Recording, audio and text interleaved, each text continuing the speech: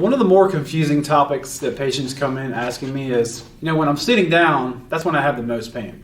And it's one of those things, it seems like when you're sitting, you're relaxed and everything should be nice and happy, but typically that's not the case. So one thing about sitting is, one, people are sitting for a long period of time. So that does a couple things. So when you sit down, you actually put more pressure on the discs. So those are the things in between the spine that help to hold up the weight of the spine. So when you put more weight on them and you do it for 6 to 8 hours a day and you're not getting any movement as well, you're constantly wearing on them. So by the end of the day, you're trying to relax or go home and do something, they're really irritated, there's inflammatory factors back there, the nerves around are not happy. So that's why I always tell people, take a break in between. Every hour it says stand up, because when you stand up, you take a certain percentage of that load off of those discs and you put it on the back of the spine.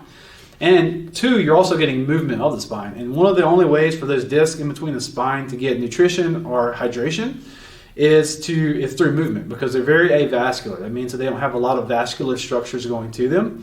So movement is great for the back, whereas sitting is the death of the back, which is a very common thing to hear.